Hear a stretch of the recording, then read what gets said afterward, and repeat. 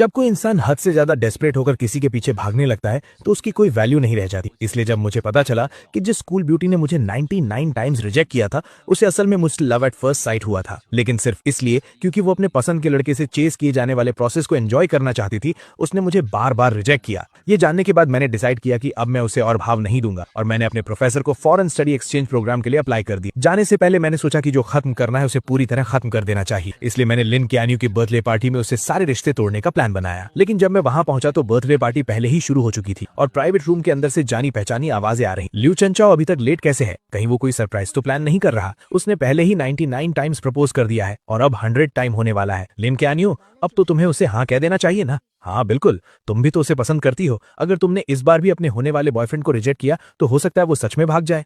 उन लड़कियों की छेड़छाड़ सुनकर लिन क्यान्यू बहुत कॉन्फिडेंट लग रही थी। लियू चेनचाओ मुझे बहुत पसंद करता है, वो कहीं नहीं भागेगा। जब वो नेक्स्ट टाइम प्रपोज करेगा तब मैं उसे हाँ कह दूंगी। उसका ये ओवर कॉन्फिडेंट टोन सुनकर मुझे बहुत अजीब लगा। अब कोई नेक्स्ट टाइम नहीं हो। लिन क्यान्यू को चेस करने के इन 2 सालों में मैंने अपनी सारी सेल्फ रिस्पेक्ट छोड़ दी थी। मैंने बाकी स्टूडेंट्स के ताने और मजाक को इग्नोर किया और हर रोज उसे खुश करने के लिए नए नए तरीके आजमाए, लेकिन मेरे सच्चे प्यार का कभी कोई जवाब नहीं मिला। मैंने कई बार गिव अप करने का भी सोचा और न जाने कितनी रातें अकेले रोते हुए गुजारी, लेकिन अगले दिन मैं फिर से हिम्मत जुटाकर उसके पीछे लग जाता था। यहाँ तक कि उसके करीब रहने के लिए मैंने उस फॉरेन एक्सचेंज स्टूडेंट प्रोग्राम को भी लगभग छोड़ ही गया था, जिसे पाना बहुत मुश्किल था। जब तक कि उस दिन मैंने गलती से लिन क्यान्यू का फोन नहीं देख लिया। तब मुझे पता चला कि लिन क्यान्यू को भी मुझसे लव एट फर्स्ट साइट हुआ था। उसने मेरा contact name dear husband save किया हुआ था और उसकी गैलरी में मेरी हजारों फोटोज थी। लेकिन ये जानने के बाद कि वो भी मुझे पसंद करती है, मुझे बिल्कुल भी खुशी नहीं हुई, बल्कि मुझे बहुत गुस्सा आया और सब कुछ एक मजाक लगने लगा। मैं थक चुका हूँ, मैंने हार मान ली है। अब मैं बस जाना चाहता हूँ और लिन क्यान्यू की दुनिया से हमेशा के लिए गायब होना चाहता हूँ। जैसे ही मैंने दरवाजा खोला, रूम के अंदर की बातें अचानक रुक गईं। सबने बड़ी चालाकी से मुंह घुमा लिया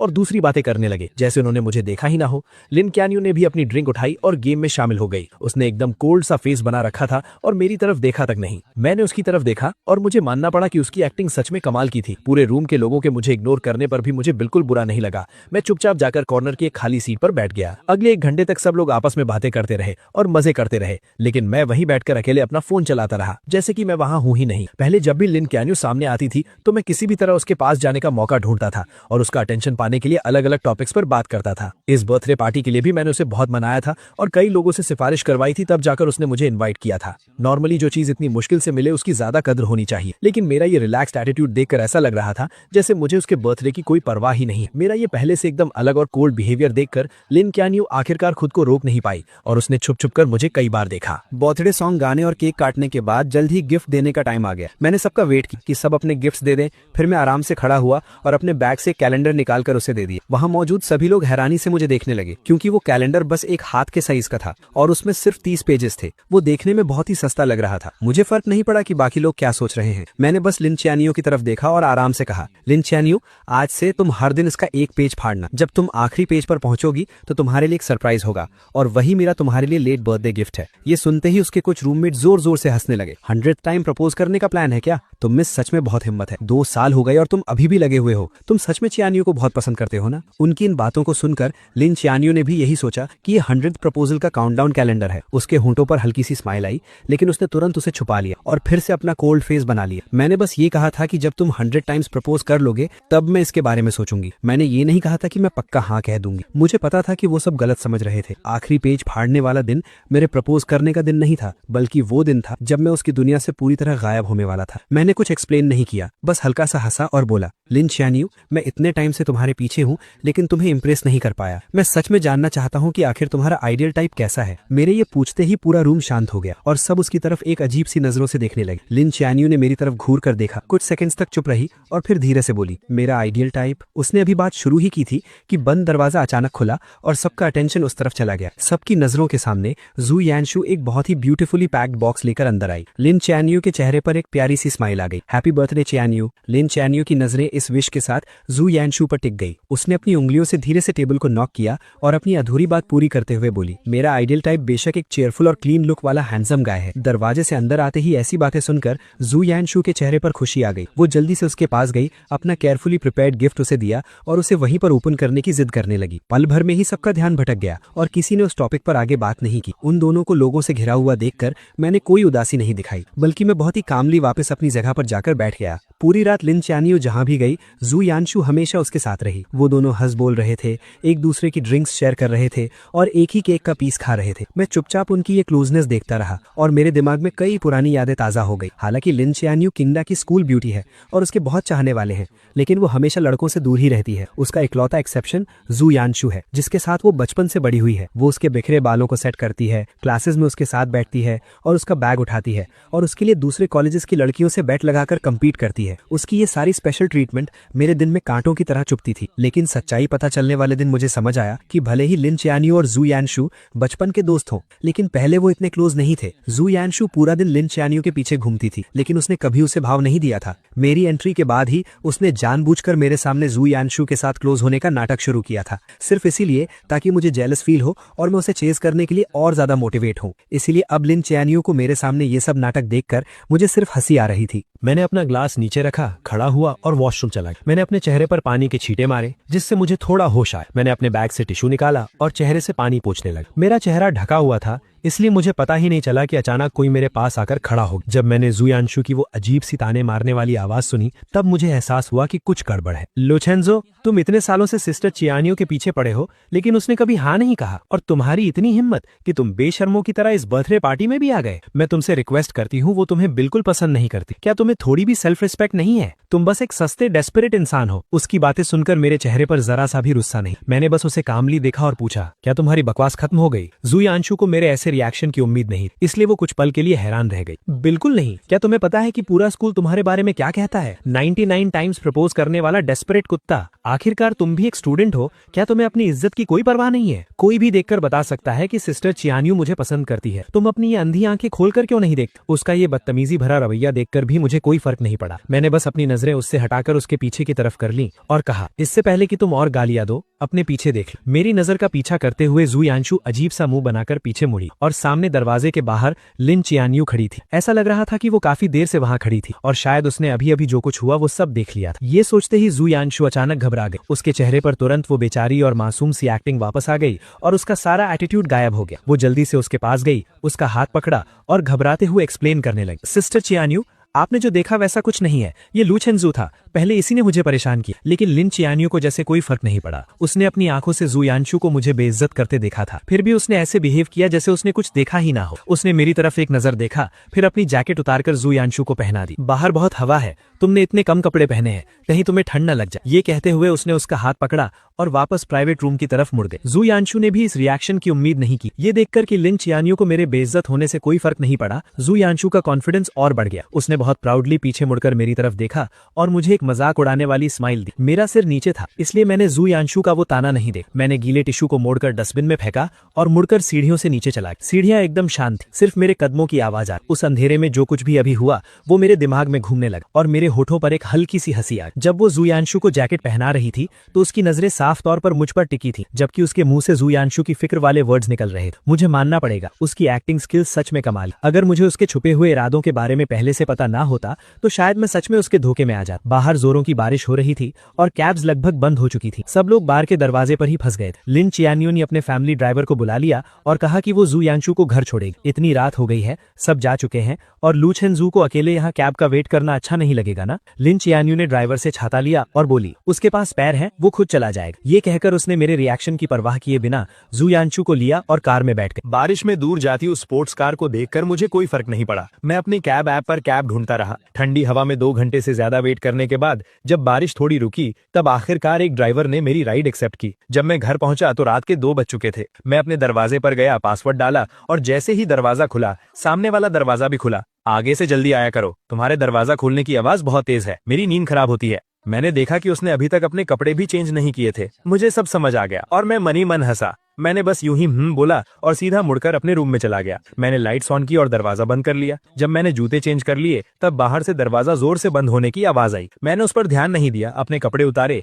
एसी ऑन किया और ब्लैंकेट ओढ़कर सोफा पर लेट गया। ये अपार्टमेंट मैंने 6 महीने पहले स्पेशली तब खरीदा था जब मुझे किसी से पता चला कि लिन चियानियो अपने हॉस्टल से बाहर शिफ्ट हो गई है। उसे चेस करने के लिए मैं भी यहाँ मूव हो गया और उसका नेबर बन गया। सुबह ब्रेकफास्ट देना, रात को गुड नाइट बोलना, हर रोज उससे मिलने के नए नए बहाने ढूंढना, ये सब मैं सिर्फ उसे इम्प्रेस करने के लिए करता था। लेकिन मैं उसकी कितनी भी परवाह कर लूं, वो हमेशा मुझे इग्नोर ही करती थी। लेकिन जब मुझे उसके सीक्रेट के बारे में पता चला, तब मुझे समझ आया कि वो हमेशा बस इग्नोर करने का नाटक कर रही थी। जैसे आज रात वो बहुत पहले घर आ चुकी थी। उसने अपने कपड़े तक चेंज नहीं किए थे क्योंकि वो मेरी सेफ्टी को लेकर परेशान थी, इसलिए वो सोई नहीं। लेकिन मुझे देखते ही वो जानबूझकर उल्टी सीधी बातें करने लगी। मैं उसके इस मुंह पर कुछ और दिल में कुछ वाले नाटक से थक चुका था और अब मैं उसके इस नाटक का हिस्सा नहीं बनना चाहता था। मैंने अपना फोन निकाला, रियल एस्टेट ऐप ओपन किया और इस अपार्टमेंट की सेल लिस्टिंग डाल दी। क्योंकि मैंने जाने का फैसला कर लिया था, तो अब सब कुछ पूरी तरह से खत्म करना ही सही था। अगली सुबह एजेंट घर चेक करने आई। मैं नींद में उठा, दरवाजा खोला और उसे घर की सारी डिटेल्स बता दी। सब देखने के बाद मैं उसे बाहर छोड़ने ही वाला था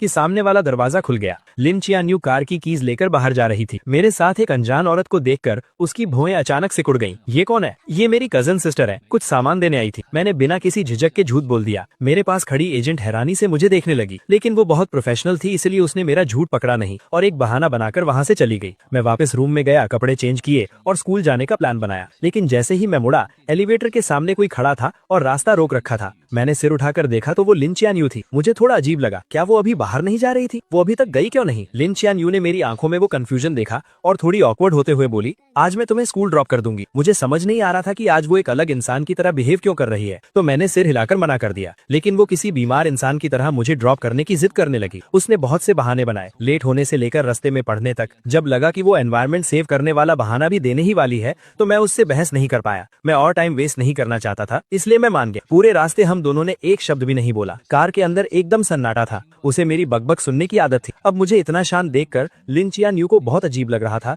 और उसके मन में एक हैरानी सी थी। ऐसा लग रहा था कि ये उसका वहम नहीं है। मैं इन कुछ दिनों में सच में बदल गया हूँ और ये बदलाव उसे अंदर ही अंदर घबरा रहा था। जब हम स्कूल पहुंचे, मैंने अपनी सीट बेल्ट खोली, बस थैंक यू कहा और पहले ही बाहर निकल गया। मैं तेजी से स्कूल गेट के अंदर गया और मैंने नोटिस किया कि वहाँ से गुजरने वाला हर इंसान मुझे एक बहुत अजीब नजर से घूर रहा है। यही लू चेंजू है। हाँ, वही जो ट्रेंडिंग टॉपिक में है। कितनी शर्म की बात है। ये अजीब बातें सुनकर मैंने जल्दी से अपना फोन चेक किया और मुझे मेरे कुछ फ्रेंड्स के भेजे हुए लिंक्स दिखे। मैंने लिंक ओपन किया और देखा कि किसी ने लिन ख्यान्यू को चेस करने की मेरी पूरी कहानी गॉसिप पेज पर डाल दी थी और वो ट्रेंड कर रही थी। उस चिंग द डेस्परेट डॉग वाले टाइटल को देखकर मैं एकदम हैरान रह गया। उस टाइटल के अंदर सबसे पॉपुलर पोस्ट वही थी जिसमें मेरे लिन ख्यान्यू को चेस करने के सारे किस्से डिटेल में लिखे थे। हर एक छोटी चीज लिखी हुई थी, यहाँ तक कि मेरे लव लेटर्स का कॉन्टेंट भी पब्लिक कर दिया गया था। दूर से मैंने देखा कि स्कूल नोटिस बोर्ड के सामने बहुत सारे लोग जमा। उस बोर्ड पर मेरे लिखे हुए लव लेटर्स चिपकाए गए और वो भीड़ उन पर हंसते हुए मजाक उड़ा रही। अरे बाप रे, तुम्हारी आंखों में डूब जाना कितना क्रिंजी है। 99 लव लेटर्स। ये लव स्ट्रक लोग कितने डरावने होते हैं। क्या ये चिंगदा का नंबर 1 जीनियस नहीं है? ये इतना डेस्परेट कैसे हो सकता है? ये बेइज्जती भरे ताने सुनकर मेरा दिल बैठ। मैं सीधा भीड़ के बीच घुसा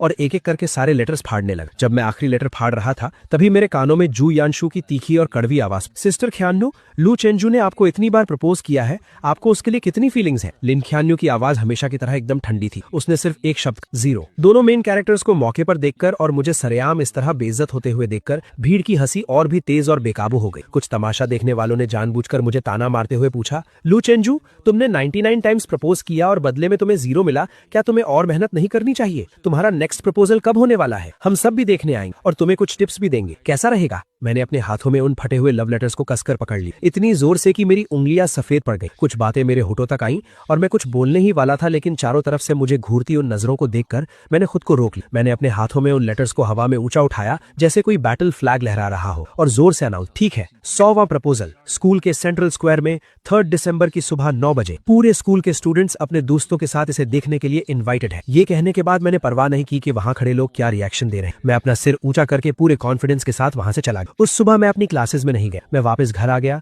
और मैंने अपने पास रखे उन सभी लव लेटर्स को एक एक करके फाड़ा, उन्हें जलाकर राख कर दिया और फिर फ्लश कर दिया। वीकेंड पर एक क्लब जो काफी टाइम से इनएक्टिव था, उसने अचानक मीटअप का मैसेज भेजा। मुझे वैसे भी अपनी क्लब रेजिग्नेशन एप्लीकेशन देनी थी, तो मैं वहां चला गया। लेकिन जैसे ही मैंने दरवाजा खोला, मैंने देखा कि लिन ख्यान्यू, जो कभी इन इवेंट्स में नहीं आती थी, वो भी आज हैरानी से वहां मौजूद। मैंने उसे इग्नोर किया और सीधा कॉर्नर में जाकर बैठ गया। मुझे देखते ही जू यानशु के कुछ दोस्तों ने नाटक शुरू कर, ख्यान्यू यहाँ आने के लिए कैसे मान गई? बेशक इसीलिए क्योंकि यानशु यांशु को पार्टी करना पसंद है। सब जानते हैं कि हमारी स्कूल ब्यूटी सिर्फ यांशु की बात मानती। मुझे उनके इन सस्ते नाटकों में कोई इंटरेस्ट नहीं, इसलिए मैंने बस कुछ ऑरेंजेस लिए और उन्हें छील कर खाने। जब सब लोग जमा हो गए तो प्रेसिडेंट ने गेम शुरू करने की अनाउंसमेंट। मुझे कोई इंटरेस्ट नहीं था, लेकिन मुझे जबरदस्ती खींचा गया और मुझे बिना मन के इस बोरिंग ट्रूथ और डेयर गेम को खेलना पड़ा। 7-8 राउंड्स के बाद आखिरकार लिन खैन यू हार गई। सब लोग एक्साइटमेंट भी चिल्लाने लगे। लिन स्कूल ब्यूटी को डेयर मिला है, कमरे में मौजूद किसी भी ऑपोजिट जेंडर को 3 मिनट तक किस करना। जल्दी बताओ स्कूल ब्यूटी ये डेयर पूरा करने के लिए किसे सिलेक्ट कर। मुझे पता था कि वो मुझे नहीं चुनेगी और मुझे फर्क भी नहीं पड़ता था कि वो किसे चुनती। मैं बस अपना सिर नीचे किए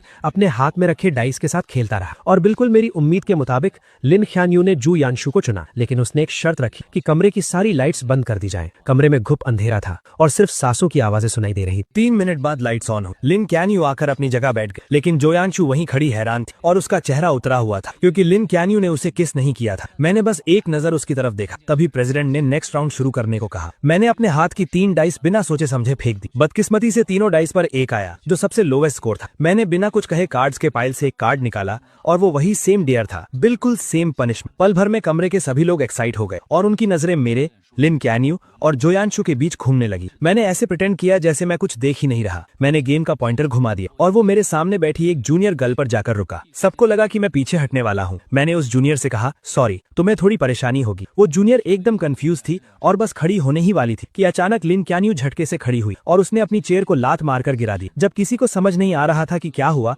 उसने ठंडे स्वर में बात काटते हुए कहा, बहुत देर से खेल रहे हैं, मैं थक गई हूँ, अब ब्रेक का टाइम है ना। उसके रूममेट्स भी हाँ में हाँ मिलाने लगे तो प्रेसिडेंट को मजबूरन पनिशमेंट को होल्ड पर रखना पड़ा। ब्रेक के दौरान कुछ लड़कियों ने कहा कि उन्हें भूख लगी। रूममेट्स तुरंत कमरे के लड़कों को नीचे खाने पीने का सामान लाने के लिए ले गए और उन्हें गए हुए 20 मिनट हो गए। उन्हें वापस आता ना देख प्रेसिडेंट और वेट नहीं करना चाहता था, इसलिए उसने गेम कंटिन्यू करने की अनाउंसमेंट की। मैंने अपना फोन नीचे रखा और चारों तरफ देखा। तब मुझे पता चला कि वो जूनियर वहाँ नहीं थी। सच कहूँ तो लिन कैन यू को छोड़कर वहाँ कोई भी लड़की नहीं थी। मुझे गैस करने की जरूरत नहीं थी, मुझे पता था कि ये लिन कैन यू ने जानबूझकर किया है, लेकिन मैं उसके प्लान को सक्सेसफुल नहीं होने देना चाहता था। इसलिए मैंने अपने सामने रखा 500 ml का ग्लास उठाया और सबकी तरफ इशारा किया। मैंने जिस पार्टनर को सिलेक्ट किया था वो जा चुका, इसलिए गेम के रूल्स के हिसाब से मैं ड्रिंक खत्म करके अपनी पनिशमेंट पूरी करूंगा। ये कहने के बाद मैंने बिना कोई एक्सप्रेशन बदले पूरा ग्लास एक सांस में खत्म कर दी। लिन कैन यू को उम्मीद नहीं थी कि मैं उसे चुनने के बजाय ड्रिंक पीना चूज करूंगा। उसका चेहरा तुरंत गुस्से से डार्क हो गया। उसने मेरी तरफ देखा जिसका चेहरा अब लाल हो रहा था और अपने हाथ में पकड़े डाइस को इतनी जोर से दबाया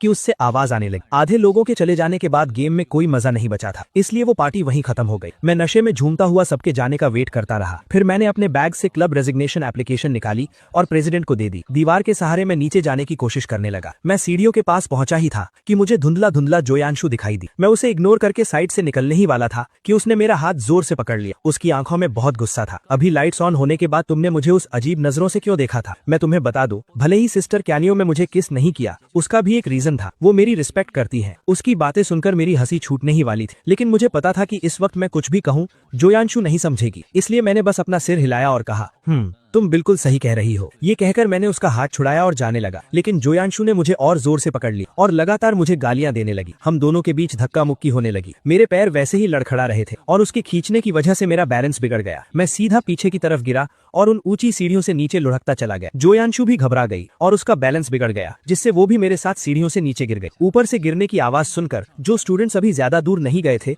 वो तुरंत मुड़े और वापस भागे। हम दोनों को इतनी बुरी तरह घायल देखकर सब घबरा गए। आखिर में लिन कैनियो ने किसी को कांटेक्ट किया और हमें अपने फैमिली हॉस्पिटल भेज। चेकअप के बाद डॉक्टर ने बताया कि मेरी हड्डी क्रैक हो गई है और अगर टाइम पर सर्जरी नहीं हुई तो मैं हमेशा के लिए डिसेबल्ड हो सकता हूँ।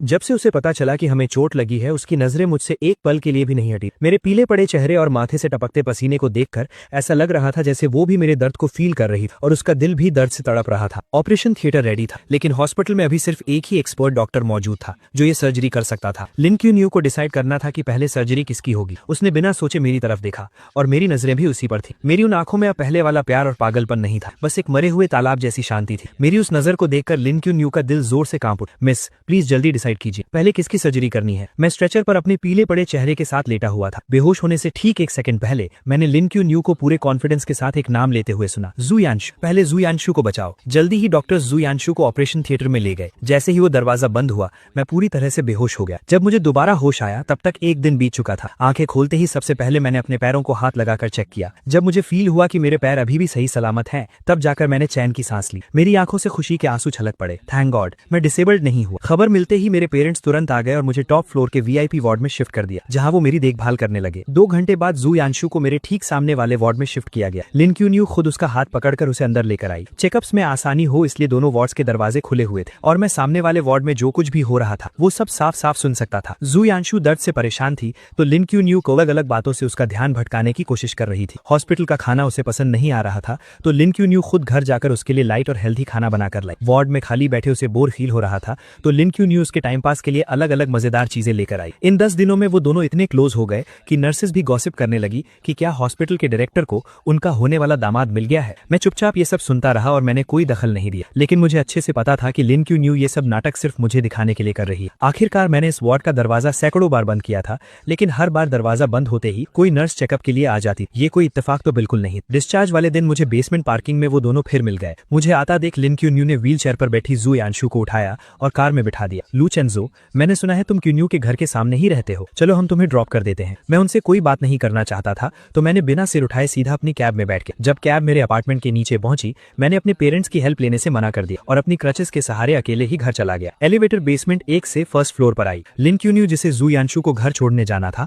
वो अचानक एलिवेटर के अंदर आ गई। हम दोनों ने एक दूसरे को देखा लेकिन किसी ने कुछ नहीं कहा। एलिवेटर 17th फ्लोर पर रुकी। लिन क्यून्यू दरवाजे के पास खड़ी थी और बाहर नहीं जा रही, इसलिए मुझे अपनी क्रचेस के सहारे थोड़ा घूमकर पहले बाहर निकलना पड़ा। मैं धीरे चल रहा था लेकिन मेरे पीछे आ रही लिन क्यून्यू मुझसे भी धीरे चल रही। मैं फील कर सकता था कि उसकी नजरें मुझ पर ही टिकी थी। जब मैं दरवाजे पर पहुंचा मैंने पासवर्ड डालना चाहा लेकिन अचानक मेरी क्रच जमीन पर गिर गई। मुझे दीवार के सहारे धीरे धीरे नीचे झुकना पड़ा। जैसे ही मैंने अपनी क्रच पकड़ी अचानक मेरे सामने एक परछाई सी आई। लिन क्यान भी नीचे बैठ गई थी, शायद मेरी क्रच उठाने के लिए, लेकिन जैसे ही उसकी नजर मुझसे मिली उसने अपना हाथ पीछे खींच लिया और अपने खुले हुए शूलेस बांधने का नाटक करने लगी। मेरे चेहरे पर एक मजाक उड़ाने वाली स्माइल आ गई। मैंने अपनी क्रच उठाई, धीरे धीरे खड़ा हुआ और रूम के अंदर चला गया। घर पर लंबे समय तक रेस्ट करने के बाद फाइनल एग्जाम्स का टाइम आ गया। हालांकि मुझे जल्द ही विदेश जाना था लेकिन अब मैं थोड़ा चल सकता था, इसलिए मैंने एग्जाम पोस्टपोन करने की एप्लीकेशन नहीं दी और एग्जाम देने चला गया। लेक्चर हॉल में बहुत सीढ़ियां थी और मेरे पैरों की चोट अभी पूरी तरह ठीक नहीं हुई थी, इसलिए मैं बीच में फर्स्ट रो में बैठ गया। थोड़ी देर में लिन क्यान जू यांशु को सहारा देकर अंदर लाई। मुझे देखते ही जू यांशु ने तुरंत नाटक शुरू कर दिया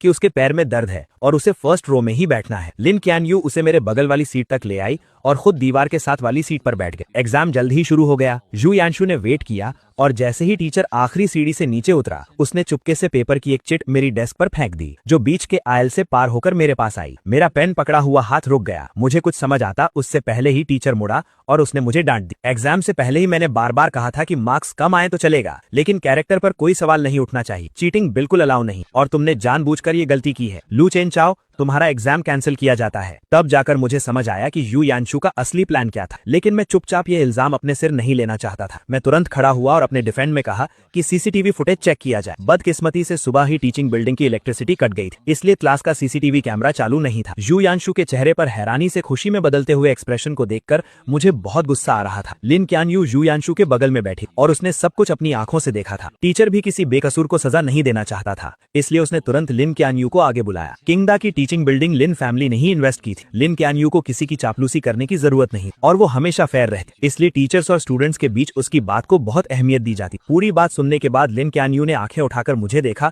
और फिर बहुत ही कामनेस के साथ बोली, जिसने चीटिंग की वो यू यांशु नहीं है। उसके ये कहते ही मेरे ऊपर लगा इल्जाम पक्का हो। लू चेन चाओ, अब तुम्हारे पास क्या बहाना है? तुमने चीटिंग की, उसे एक्सेप्ट भी नहीं कर रहे और उल्टे अपनी क्लासमेट पर इल्जाम लगा रहे हो। तुम सच में सुधरने वाले नहीं। तुम्हारे पिछले मार्क्स भी कहीं चीटिंग से तो नहीं आए थे? कुछ भी हो जाए इस बार मैं इसे पूरे स्कूल में अनाउंस करके तुम्हें पनिश करूंगा। मैं अपनी जगह पर ही खड़ा रह गया। मुझे ऐसा लगा जैसे मैं किसी बर्फ की खाई में गिर गया। मुझे लगा था कि सही और गलत के बीच फैसले के वक्त लिन क्यान हमेशा अपने प्रिंसिपल्स को फॉलो करेगी, इसलिए मैंने उसका नाम लिया। लेकिन मुझे बिल्कुल उम्मीद नहीं थी कि सब कुछ अपनी आंखों से देखने के बावजूद वो यू यांशु को बचाने के लिए झूठ बोलेगी। अब मैं कितनी भी सफाई दे दूं सब बेकार था। मैंने लिन क्यान को गहरी नजरों से देखा और बिना एक शब्द कहे वहां से चला गया। मेरी उन लाल आंखों को देखकर लिन क्यान अचानक घबरा गई। वो बिना सोचे मेरे पीछे आई और मेरा रास्ता रोक। लू चेन चाओ, मुझे पता है इस मामले में गलती यांशु की थी, लेकिन वो बहुत सेंसिटिव है। मैं नहीं चाहती कि लोग उसके बारे में बातें बनाएं। उसने मुझे एक बार भी सॉरी नहीं कहा, बस यू यांशु को डिफेंड करने में लगी हुई थी। मुझे तो शक होने लगा था कि उस दिन जो फोटोज मैंने देखी थी वो कहीं कोई सपना तो नहीं था, तो इसी वजह से तुमने मुझे फंसाने में उसकी मदद की। वो लोगों के ताने नहीं सह सकती लेकिन मैं सह सकता हूँ, है ना? लिन चैन यू, तुम्हें लगता है कि मैंने तुम्हें 99 टाइम्स प्रपोज किया है तो मैं बहुत बेशर्म हूँ और मैं इतना स्ट्रांग बन चुका हूँ कि मुझे किसी की बातों से कोई फर्क नहीं पड़ता। मेरी ये हालत देखकर लिन चैन यू की बाई आंख फड़कने लगी। उसने सीधा मेरा हाथ पकड़ा और बोली, मेरा वो मतलब नहीं था, ये सिर्फ एक एग्जाम है, क्रेडिट्स बाद में मेकअप किए जा सकते हैं। आज तुम्हारे साथ जो भी नाइंसाफी हुई है, मैं आगे चलकर उसे ठीक करने का कोई ना कोई रास्ता निकाल लूंगी। ठीक करना? तुम तो मुझे पसंद भी नहीं करती, फिर इसे कैसे ठीक करोगी? मेरा ये मजाक उड़ाने वाला टोन सुनकर लिन चैन यू का दिल बैठ गया और वो लगभग अपने दिल की बात बोलने ही वाली थी। किसने कहा मैं पसंद नहीं करती? ये बोलते ही उसे एहसास हुआ कि उसने कुछ गलत बोल दिया है। उसने जल्दी से खुद को रोका और कहा, तुम मुझ पर ट्रस्ट करो, तुम्हारे 100th प्रपोजल के दिन मैं तुम्हें सब कुछ वापस लौटा दूंगी। लिन चैन यू बस यही कहने वाली थी कि वो मेरे प्रपोजल को पक्का एक्सेप्ट कर लेगी। पहले वो इतनी आसानी से अपनी फीलिंग शो नहीं करती थी, लेकिन अब मुझे कोई फर्क नहीं पड़ता था। मैंने उसका हाथ झटक दिया और बोला, तो फिर उस कैलेंडर के पेजेस फाड़ती रहो और आखिरी दिन का वेट करो। मुझे अपना हाथ पीछे खींचते देख लिन चैन यू भी हैरान रह गई और आखिरकार उसकी आवाज थोड़ी सॉफ्ट हो गई। ठीक है, सिर्फ 3 दिन बचे हैं, मैं तुम्हें जरूर एक सेटिस्फैक्टरी जवाब दूंगी। मेरे जाने से 3 दिन पहले वो अपार्टमेंट जो मैंने सेल के लिए डाला था वो बिक गया। एजेंट कॉन्ट्रैक्ट लेकर आई और मैंने तुरंत साइन कर दिया। मैं 3 दिन बाद शिफ्ट हो जाऊंगा। इन कुछ दिनों में मैं घर का सारा सामान साफ कर दूंगा और नया ओनर तब यहाँ आ सकेगा। एजेंट ने डेट्स नोट की और मैं उसे एलिवेटर तक छोड़ने गया। दरवाजा खुलते ही लिन चैन यू 2 बैग्स लिए बाहर आई। उसने कुछ देर तक एजेंट को घूर कर देखा और फिर बहुत पोलाइटली कहा, गुड मॉर्निंग। एजेंट ने भी हैरानी में रिप्लाई किया, गुड मॉर्निंग। एलिवेटर के नीचे जाने के बाद मैं मुड़कर अपने रूम में जाने ही वाला था कि अचानक लिन चैन यू ने मुझे रोक लिया और अपने हाथ में पकड़ा एक बैग मेरी तरफ बढ़ा दिया। मैं बस वहां से गुजर रही थी। मैंने ये थोड़ा ज्यादा ले लिया है और मैं इसे खत्म नहीं कर पाऊंगी। क्या तुम थोड़ा ट्राई करना चाहोगे? मैंने उस बैग की तरफ एक नजर डाली। वो मेरे फेवरेट ड्राई फ्रूट्स थे। ये शॉप ईस्ट साइड में थी, जहां आने जाने में 2 घंटे लगते थे और वहां 1 घंटे की लाइन में लगना पड़ता था। वो स्पेशली मेरे फेवरेट स्नैक्स खरीदने गई थी और फिर उसे मुझे देने का बहाना ढूंढ लाई। मैंने बिना कुछ कहे वो बैग ले लिया, लेकिन घर के अंदर जाते ही मैंने उस बैग को हवा में उछाल कर फेंक दिया और वो सीधा डस्टबिन में जाकर गिरा। जाने से 2 दिन पहले मैं प्रिंटिंग शॉप गया और मैंने हजारों रुपए खर्च करके 5 उंगलियों के साइज के 10,000 कार्ड्स प्रिंट करवाए। मैं अपने पुराने हॉस्टल गया और अपने रूममेट्स को एक काम दिया। मैंने उनसे कहा कि 3 तारीख को वो मेन बिल्डिंग की छत पर जाएं और इन कार्ड्स को पूरे स्क्वायर पर उड़ा दें। रूममेट्स को भी पता था कि हाल ही में क्या हुआ है। मुझे अभी भी हार न मानता देख वो सब मुझे समझाने लगे, चंचू रहने दो ना, लिन चैन यू ने तुम्हारे साथ इतना बुरा किया, तुम खुद को और क्यों तकलीफ दे रहे हो? हाँ यार, उसने सच में बहुत गलत किया है, तुम्हारा प्यार डिजर्व नहीं करती वो। हालांकि मैं मूव ऑन कर चुका था, लेकिन अपने दोस्तों को अपनी इतनी परवाह देख मुझे बहुत अच्छा लगा। मैंने कहा, टेंशन मत लो, मुझे पता है मैं क्या कर रहा हूँ, तुम बस मेरे लिए वो कार्ड्स उड़ा देना। मैंने पहले ही एक क्लीनिंग कंपनी हायर कर ली है जो बाद में सब साफ कर देगी और मेरा प्रपोज करने का कोई प्लान नहीं है। मैं असल में हमेशा के लिए गुड बाय कहना चाहता हूँ। मेरी बातें सुनकर वो सब हैरान रह गए। उन्हें समझ नहीं आया कि मेरे दिमाग में आखिर चल क्या रहा है। मैंने उन्हें थैंक यू बोला और मुड़कर वहां से चला गया। मुझे दूर जाते देखकर मेरे रूममेट्स ने कार्ड बॉक्स खोला और उसमें से एक कार्ड निकाला। उस पर सिर्फ एक लाइन लिखी थी, लू चेनजियू अब कभी लिन शैनियो को पसंद नहीं करेगा। जाने से 1 दिन पहले मैं स्कूल गया और अपनी सारी फॉर्मेलिटीज पूरी करने के बाद घर आकर पैकिंग शुरू कर। मुझे यहाँ शिफ्ट हुए सिर्फ आधा साल हुआ था, इसलिए मेरे पास ज्यादा सामान नहीं, लेकिन जो था उसमें से ज्यादातर लिन शैनियो से जुड़ा। मैंने कुछ बॉक्सेस लिए और उन सब चीजों को उसमें भेज। वो स्कार्फ जिससे बुनने में मुझे आधा महीना लगा था, मैंने उसे उधेड़ कर सिर्फ एक धागे का गोला बनाया। वो सिरामिक वेस्ट जो उसने चैरिटी में दिया था और मैंने उसे बहुत मुश्किल से ऑक्शन में खरीदा। मैंने उसे तोड़कर टुकड़े टुकड़े कर दी। जो लव लेटर्स मैंने रातों को जागकर उसके लिए लिखे थे, मैंने वो सब पेपर श्रेडर बॉक्स डस्टबिन में। उन सारी चीजों के जाते ही मेरा और लिन शैनियो का सारा पास्ट खत्म। आखिर में घर में सिर्फ 2 कपड़े बचे। ये वही शर्ट और लूज ब्लैक जीन्स थी जो उसने उस दिन पहनी थी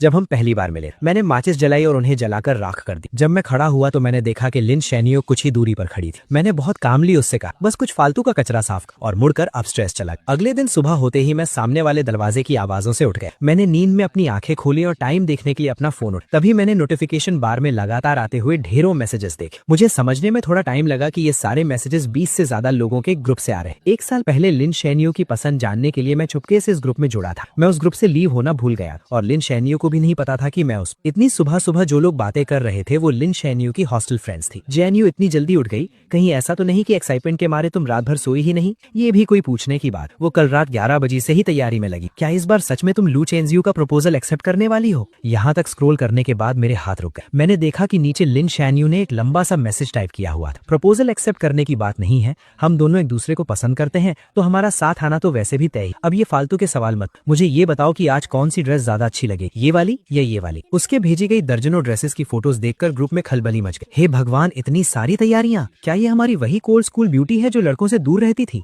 उन सब के रिएक्शंस के बीच लिन शैनियो ने सिर्फ एक ही रिप्लाई रिप्लाई की। मैं उसे बहुत पसंद करती और इस जिंदगी में मुझे उसके अलावा और कोई नहीं चाहिए। ये एक लाइन देखकर मेरी हंसी छूट गई और मेरे दिमाग में पुरानी बातें घूमने लगी। उसका ये मुझे पसंद है वाला मैसेज देखकर मुझे ओ हेनरी की कहानियों की तरह एक बहुत बड़ा मजाक महसूस हुआ। वो मुझे पसंद करती थी, इसलिए उसने 99 टाइम्स मेरा प्रपोजल रिजेक्ट और मुझे सबके सामने एक मजाक बनने। वो मुझे पसंद करती थी, इसलिए वो मुझे इग्नोर करती थी और जानबूझकर दूसरे लड़कों के क्लोज जाकर मुझे जेलस फील कराती। वो मुझे पसंद करती थी, इसलिए उसने सच को झूठ में बदलकर मुझ पर झूठे इल्जाम लगाए और मेरी सच्ची फीलिंग्स को पैरों तले रौंद दिया। अगर उसका प्यार ऐसा है तो मुझे ऐसा प्यार नहीं चाहिए। ग्रुप चैट में मैसेजेस अब और तेजी से आ रहे थे। हॉस्टल में रहने वाली कुछ लड़कियों ने वहां की कुछ फोटोज भेजी। अभी बस 7 बज रहे थे, लेकिन स्क्वायर में पहले से ही बहुत भीड़ जमा हो गई। सब मेरा 100th प्रपोजल देखने आए थे। जैन्यू जल्दी आओ, कहीं ऐसा ना हो कि प्रपोजल शुरू हो जाए और तुम जो मेन हीरोइन हो तुम्हें अंदर घुसने की जगह नहीं मिले। मैं ग्रुप से बाहर निकलने ही वाला था कि मैंने देखा लिन चियनयू ने मुझे एक मैसेज भेजा था। मैं निकलने वाली हूँ और तुम? मैं भी निकलने के लिए तैयार हूँ, बस फर्क इतना है कि मैं हमेशा के लिए निकलने वाला हूँ। मुझे अचानक ये देखने का बहुत मन हुआ कि ग्राउंड पर उन कार्ड्स को हवा में उड़ता देखकर लिन चियनयू का रिएक्शन क्या हो। जब उसे पता चलेगा कि मैं देश छोड़कर जा चुका हूँ तो उसे कैसा फील होगा। लेकिन अफसोस, मैं वो सब नहीं देख पाऊंगा। आज के बाद लिन चियनयू से मेरा कोई लेना देना नहीं है। मैंने आराम से अपनी पैकिंग खत्म की, मुड़कर उस खाली रूम को देखा और फिर अपना फोन निकालकर लिन चियनयू के सारे नंबर्स और अकाउंट्स ब्लॉक कर दिए।